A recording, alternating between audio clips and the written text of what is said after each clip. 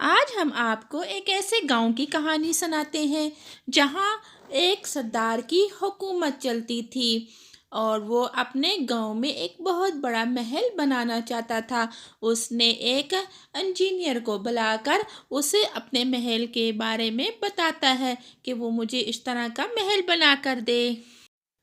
پھر انجینئر ٹھیکیدار غریب پکشیوں کے بستی میں چلا جاتا ہے اور وہاں سے اچھے اچھے مستری اور مزدوروں کو محل کے بنانے کے بارے میں بتاتا ہے کہ وہ میرے ساتھ کام کریں۔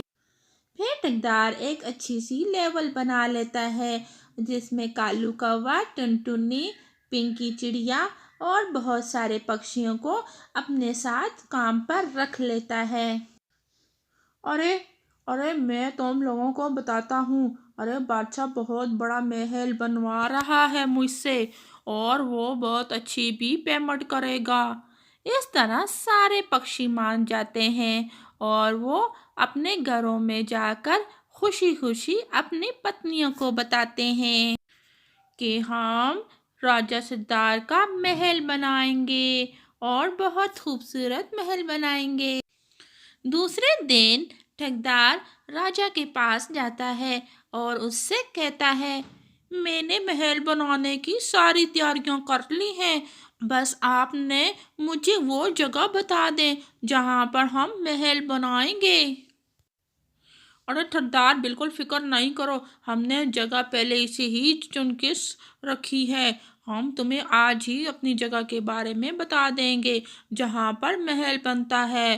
تم بس میرے محل کو بہت اچھے سے بنانا اور میری بہت خواہش ہے کہ میں اپنی خاندان کو ایک بہت خوبصورت محل بنا کر دینا چاہتا ہوں۔ تم میرے محل کو دل لگا کر کام کرنا اور جتنا خرچہ آیا میں تمہیں دیتا ہی رہوں گا اور تمہارے مزدوروں کو بھی اچھی پیمنٹ ملتی رہے گی، بس تم محنت کرتے رہنا۔ پھر ٹھیکیدار اپنے مزدوروں کو لے کر اس جگہ پر پہنچ جاتا ہے اور ان کو کام کے بارے میں سمجھاتا ہے۔ سارے پکشی ٹھیکیدار کی بات بڑی غور سے سنتے ہیں اور انہیں دل لگا کر کام کرنے کی تلقین بھی کرتا ہے۔ پھر ان مزدوروں میں سے ٹنٹنی بھی بول پڑتی ہے، ارے ٹھیکیدار بالکل فکر مت کرو، ہم ایک اچھا سا محل بنا کر دیں گے۔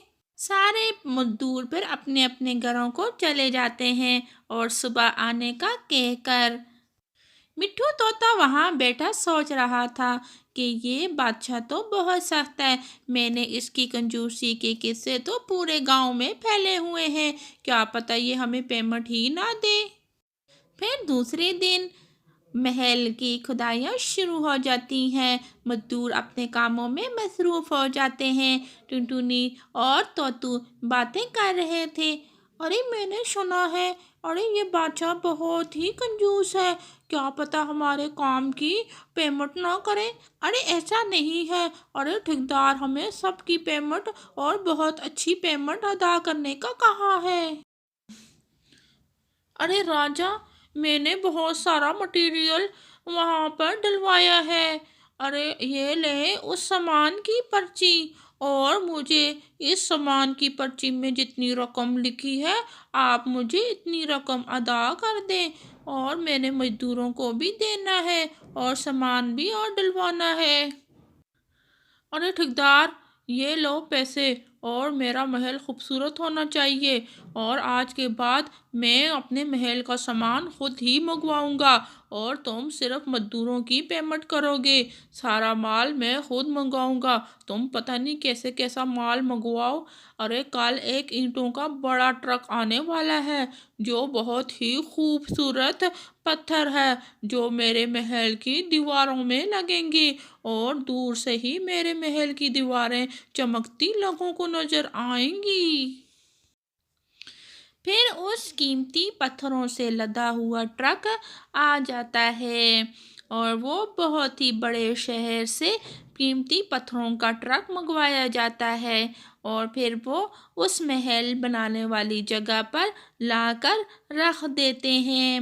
مزدور سب تو چھٹی کر کر اپنے گھروں میں چلے جاتے ہیں، لیکن قیمتی پتھروں کی بات پورے گاؤں میں پھیل جاتی ہے۔ رات ہوتے ہی وہاں پر چور آ پہنچتے ہیں اور وہ قیمتی پتھر رات ساری اٹھا کر وہاں سے لے اڑتے ہیں۔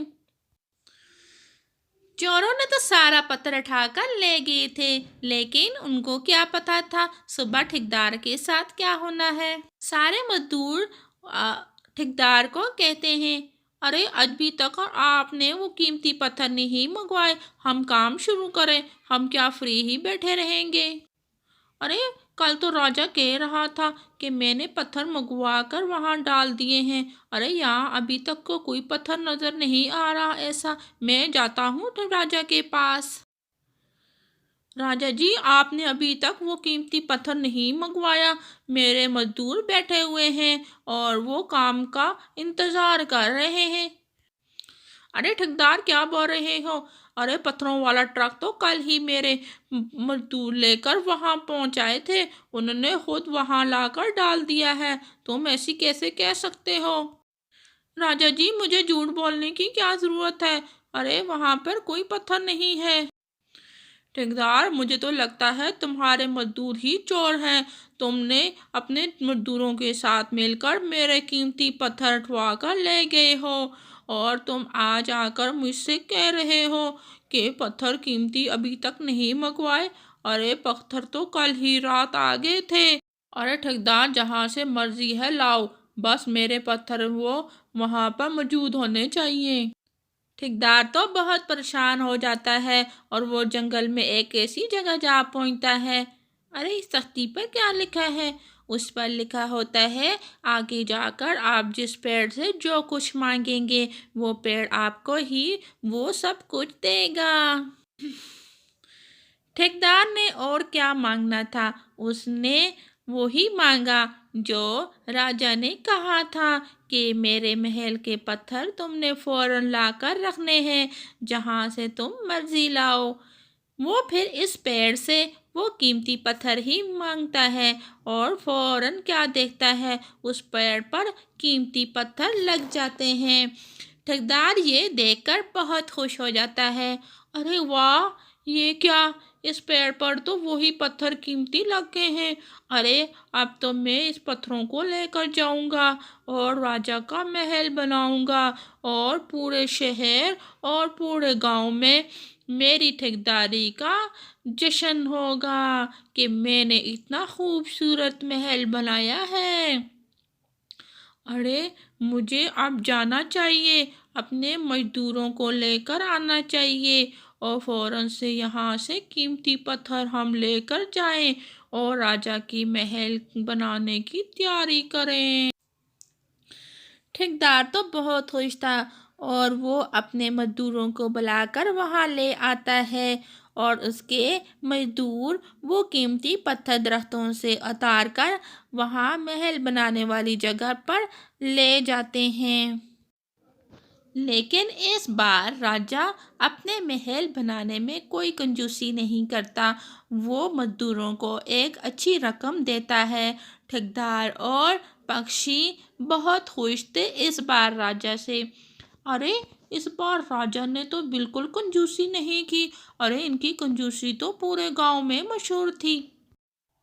ارے تم لوگوں کو کیا پتا ہے کہ راجا کے پاس کتنا پیسہ ہے اور وہ محل بنانے میں کتنا خوش ہے، وہ تو چاہتا ہے جتنا پیسہ لگ جائے، لیکن میرا محل اتنا خوبصورت ہونا چاہیے کہ اس گاؤں میں کیا، پورے سٹی میں ایسا جیسا گھر بالکل نہیں ہونا چاہیے، میں بھی ایک ایسا گھر بناؤں گا جو پورے گاؤں اور پورے شہر میں بالکل نہیں ہوگا، اور سارے لوگ مجھے ہی پھر گھر بنانے کے ٹھیکے دیتے رہیں گے۔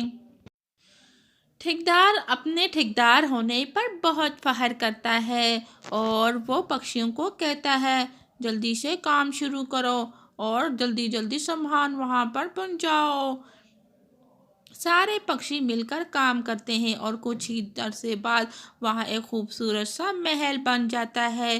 राजा उस ठेकेदार को बहुत सारे सोना और जेवरात से नवाजता है और इस तरह ठेकेदार भी बहुत खुश हो जाता है। और अगर हमारी आज की कहानी अच्छी लगी तो चैनल को सब्सक्राइब